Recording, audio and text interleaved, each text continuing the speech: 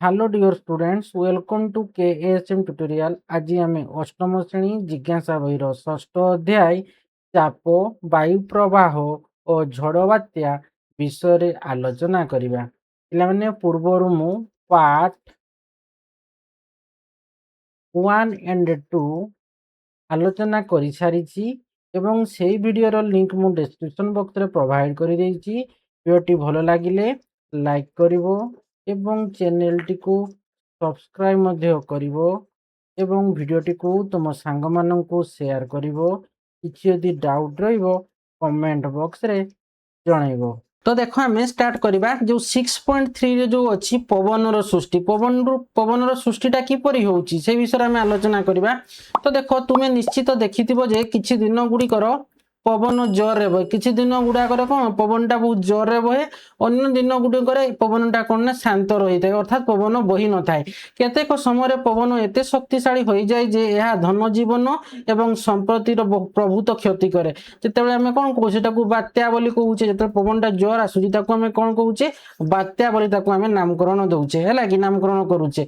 तो बेले बेले कौन पवनटा जोर आसुची, बहुत जोर आसले से बात्या ताकू कहूचे, आ बेले बेले कौन ना पवनटा शांत रही थाए।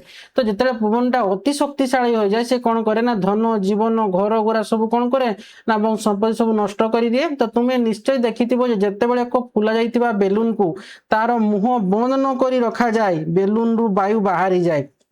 तो जितेबाला आम बेलून को गोटे फुलाऊे तार मुह को जो बंद न रखुचे तो से बेलून रु कौन करुचे वायुटा आम बाहर को बाहरी आसुची। तो मन रख जितेबाला साइकेल ट्यूब रे छिद्र हुए अर्थात आम जो कौन कहे लिक बोली जोटा कहे लगे। तो ट्यूब जो लिक हो जाए छिद्र हो जाए तो से समय जो आम कौन कर पंप जो आमको कौन कर प्रेसर दौचे हवा दौचे से ट्यूब रे तो से कौन करते मारे भी से कौन कर ट्यूबटा रू से आमर पवनटा कौन हुए ना से छिद्र देखिए बाहर को बाहरी आसता बाहर वायु बाहर को चली आसे और ट्यूबटा कौन हुए लास्ट संकुचित हो जाए। सब पवन पड़े आसला से ट्यूबटा कौन हम संकुचित हो कि नहीं। तेणु यही क्षेत्र में कौन वायु उच्च चाप अंचल बाहर कम चाप अंचल को चली जाए है कि। तो देख ये कौच कौन ना वायु चापर पार्थक्य सहित पवन सृष्टिर किसी संपर्क अच्छी कि तापर सांगे सांगे ये कौच पवन किपरि सृष्टि हुए। तो आस निम्नलिखित कार्य यह जानिबा। तो कार्य 6.5 रे देख अच्छी आस पर्यवेक्षण करवा। तो प्रथमे कौन करवा ना पतला रबर रे दुईटी समान बेलून एवं एक सरू पानीय नली नेबा स्ट्रो जोटा जोटा तुम्हें पैड पानी गुड़ाक पिउच आमर फुटी फुटी जो गुड़ाक आसूची पिउच तो से स्ट्रो थाए। तो सेटा को नेबा एवं पतला रबर दुईटी आम समान बेलून नेबा। तो से बेलून गुड़ाक बेसी मोटा नथिबो पतला बेलून नॉर्मल बेलून गुड़ाक नेबा एवं सरू पानीय नली ये दुईटा बेलून भितर आम कौन करवा है कि भर्ती करवा। तो देखो कही सरू नली गोटे मुंड को गोटे बेलून रे भर्ती करो एवं यार रबर बैंड किंबा सूता साहाय्य बांधि रख नईटा को स्ट्रो टाक भर्ती कले बेलून को है कि। तापर आम कौन कले है कि प्रथमे पतला रबर है कि आम तैयारी दुईटी समान बेलून नहींचे तापर एक सरू पानीय नली आम नहींचे तापर सरू नलीर गोटे मुंड को गोटे बेलून रे भर्ती करिचे एवं यह एक रबर बैंड किंबा सूता साहाय्य आम बांधि रखीचे।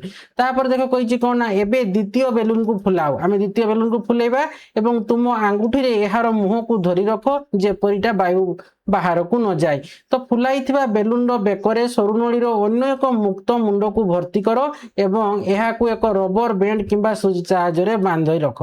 तापर कही कौन देख ना निश्चित कर जे बेलून रे नली भर्ती हेबा समय बेलून रे नलीटा भर्ती करूचे से समय जमी वायुटा बाहर को बाहरी न जाए।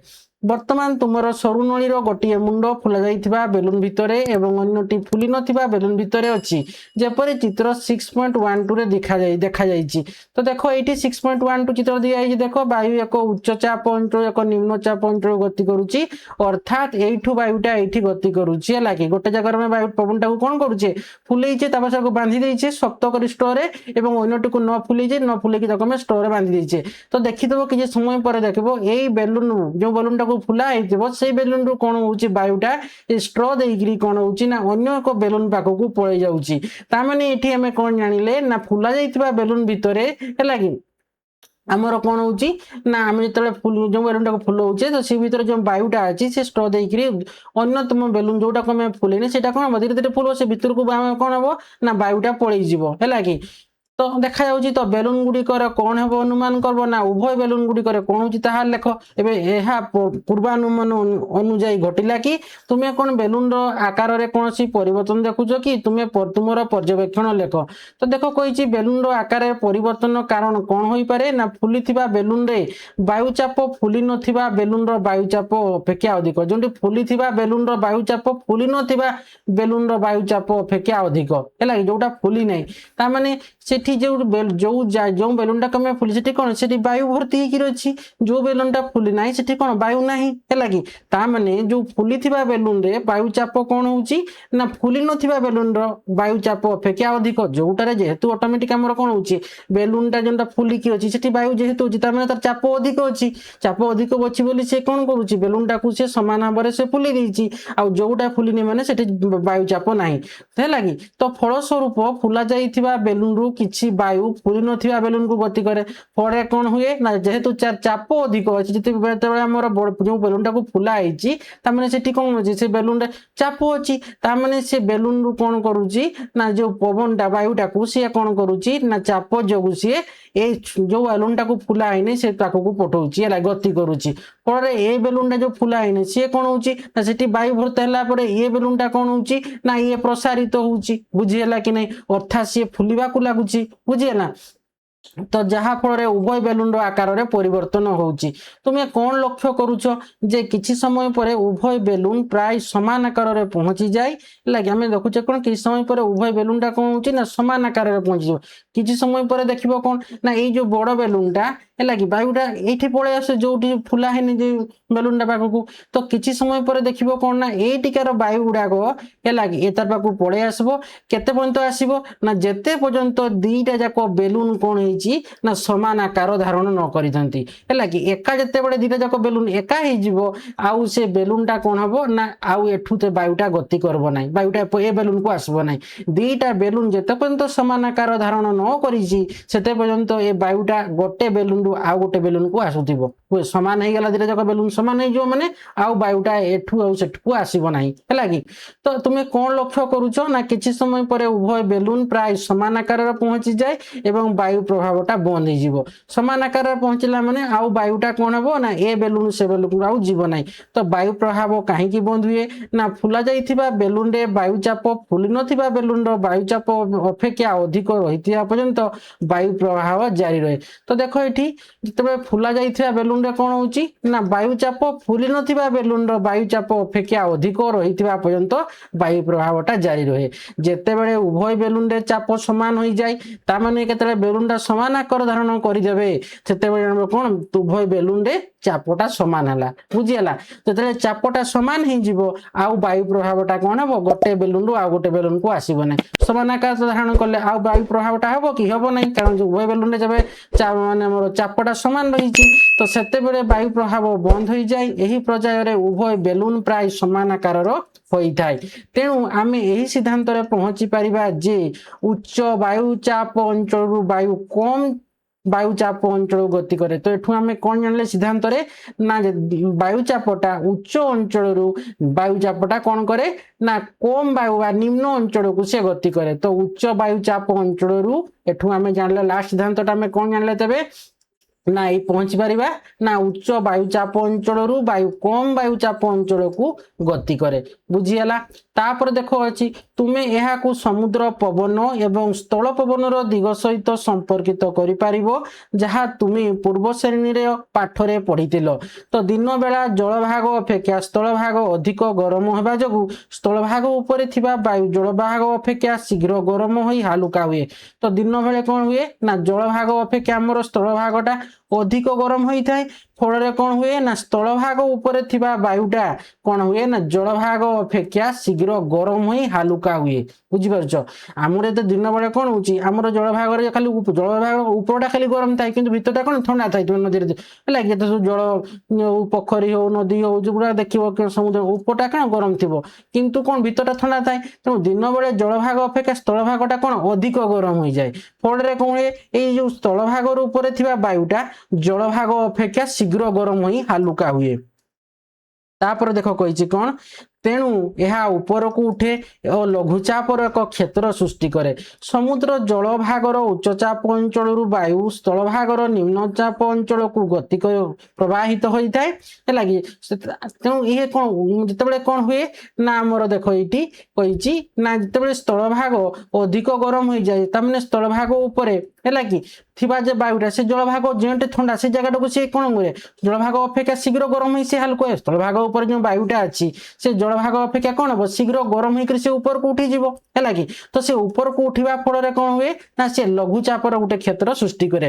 ତ ଦେଖ ସମୁଦ୍ର ଜଳର ଭାଗ ହେଲା କି ଉଚ୍ଚ ଚାପ ଅଞ୍ଚଳରୁ ବାୟୁର ସ୍ଥଳଭାଗର ନିମ୍ନଚାପ ଅଞ୍ଚଳକୁ ପ୍ରବାହିତ ହୋଇଥାଏ। ଫଳସ୍ୱରୂପ ସମୁଦ୍ର ପବନ ସୃଷ୍ଟି ହୁଏ। ତ ସେଇଥିପାଇଁ ହେଲା କି ତ ସମୁଦ୍ର ପବନଟା କେମିତି ସୃଷ୍ଟି ହୁଏ ନା ଯେତେବେଳେ ହେଲା କି ଆମର ସ୍ଥଳଭାଗର ବାୟୁଟା ହେଲା କି ହାଲୁକା ହେଇ ଗରମ ହେଇ ହେଲା କି ଶୀଘ୍ର ଗରମ ହେଇକି ତ ହାଲୁକା ହେଇଯାଏ। ତ ହାଲୁକା ହେଇ ଶୀଘ୍ର ଉପରକୁ ଉଠେ ଏବଂ ଲଘୁଚାପର ଗୋଟେ କ୍ଷେତ୍ର ସୃଷ୍ଟି କରେ।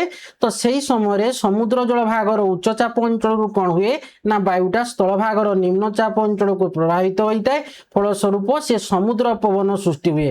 ତ ରାତିରେ ଜଳଭାଗ ସ୍ଥଳଭାଗ ଅପେକ୍ଷା ଗରମ ରହେ। ରାତିରେ ଦେଖିଥିବ ହେଲା କି ଜଳଭାଗ କ'ଣ ହୁଏ ନା ସ୍ଥଳଭାଗ ଅପେକ୍ଷା ଗରମ ରୁହେ। ତେଣୁ ଲଘୁଚାପର କ୍ଷେତ୍ର ସମୁଦ୍ର ଜଳଭାଗ ଉପରେ ସୃଷ୍ଟି ହୁଏ। ଫଳସ୍ୱରୂପ ସ୍ଥଳଭାଗରୁ ପବନ କ'ଣ ହୁଏ ନା ସମୁଦ୍ରକୁ ପ୍ରବାହିତ ହୁଏ। ତ ତାକୁ ଆମେ ସ୍ଥଳବାୟୁ ସେଇଥିପାଇଁ ସେଟା ସ୍ଥଳବାୟୁ ସୃଷ୍ଟି ହୁଏ। ତ ଦେଖ ସମୁଦ୍ର ପବନ ଗୋଟେ ସୃଷ୍ଟି ହୁଏ ଆଉ ଗୋଟେ ସ୍ଥଳବାୟୁ ସୃଷ୍ଟି ହୁଏ। ତ ଯେ ସମୁଦ୍ର ପବନ ସୃଷ୍ଟି ହୁଏ ତାକୁ ଆମେ ଇଂଲିଶରେ କହିବା ସି ବ୍ରିଜ ବୋଲି କହିବା ହେଲା କି। ଯୋଉଟା ଆମ ସ୍ଥଳବାୟୁ ସୃଷ୍ଟି ହୁଏ ତାକୁ ଆମେ ଲ୍ୟାଣ୍ଡ ବ୍ରିଜ ବୋଲି ଆମେ ତାକୁ କହିବା। ତ ଲ୍ୟାଣ୍ଡ ବ୍ରିଜଟା କେମିତି ସୃଷ୍ଟି ହୁଏ ନା ଯେତେବେଳେ ରାତିରେ ଜଳଭାଗଟା ସ୍ଥଳଭାଗ ଅପେକ୍ଷା ଅଧିକ ଗରମ ରୁହେ ଫଳରେ କ'ଣ ହୁଏ ନା ଗୋଟେ ଲଘୁଚାପର କ୍ଷେତ୍ରଟା ସମୁଦ୍ର ଜଳଭାଗ ଉପରେ ସୃଷ୍ଟି ହୁଏ। ଫଳସ୍ୱରୂପ କ'ଣ ହୁଏ ନା ଏଇ ସ୍ଥଳଭାଗରୁ ପବନଟା କ'ଣ ହୁଏ ନା ରାତିରେ ସମୁଦ୍ରକୁ ପ୍ରବାହିତ ହୋଇଥାଏ ପବନଟା ହେଲା କି। ତ ସେଇ ସମୟରେ ସେ ସ୍ଥଳବାୟୁ ସୃଷ୍ଟି ହୁଏ ହେଲା କି ତାକୁ ଆମେ ଲ୍ୟାଣ୍ଡ ବ୍ରିଜ ବୋଲି ତାକୁ ଇଂଲିଶରେ ଆମେ କହୁଛେ ହେଲା କି। ତ ଦେଖ ସ୍ଥଳଭାଗ ଓ ସମୁଦ୍ର ଉପରେ ଚାପ ପାର୍ଥକ୍ୟ ହେତୁ ଏପରି ସମୁଦ୍ର ବାୟୁ ଓ ସ୍ଥଳବାୟୁ ସୃଷ୍ଟି ହୋଇଥାଏ।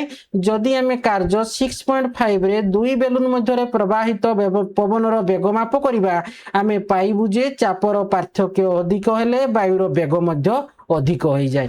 ସାଙ୍ଗେ ସାଙ୍ଗେ ଇଏ କହୁଛି କ'ଣ ନା ମୁଁ ପଢିଛି ଯେ ଉଚ୍ଚ ବେଗର ପବନ ଘରର ଛାତ ଉଡ଼ାଇ ପାରେ। ଇଏ ସେତେବେଳେ କହୁଛି ମୁଁ ଭାବୁଛି କେମିତି ହେଲା କି। ତ ଆଜି ଆମେ ଏତିକି ଯାଇ ଆଲୋଚନା କରିବା। ନେକ୍ସଟ ଭିଡ଼ିଓରେ ଆମେ କ'ଣ କରିବା ନା 6.4 ଯେଉଁ ଅଛି ଉଚ୍ଚ ବେଗ ପବନ ବାୟୁର ଚାପ ହ୍ରାସ କରିପାରେ। ତ ଏଇଠୁ ଆମେ ଆଲୋଚନା କରିବା। ଆଶା କରୁଛି ପିଲାମାନେ ଏ ଭିଡ଼ିଓକୁ ଭଲ ଭାବେ ବୁଝିପାରିଥିବ। ଭିଡ଼ିଓକୁ ଲାଇକ୍ କମେଣ୍ଟ ଏବଂ ପ୍ରଚୁର ମାତ୍ରାରେ ସେୟାର କରିବ। ଯେଉଁମାନେ ଏପର୍ଯ୍ୟନ୍ତ ଚ୍ୟାନେଲଟିକୁ ସବସ୍କ୍ରାଇବ୍ କରିନ ଅତିଶୀଘ୍ର ଚ୍ୟାନେଲଟିକୁ ସବସ୍କ୍ରାଇବ୍ କରିନେବ ଏବଂ ପାଖରେ ଥିବା ବେଲ୍ ଆଇକନ୍ଟିକୁ ମଧ୍ୟ ଦବାଇଦେବ ଯାହାଫଳରେ କି ମୁଁ ଭିଡ଼ିଓ ଛାଡ଼ୁ ଛାଡ଼ୁ ତୁମ ପାଖକୁ ନୋଟିଫିକେସନ୍ ପଳାଇବ। ଫଳରେ ତୁମେ ଜାଣିପାରିବ। ଧନ୍ୟବାଦ।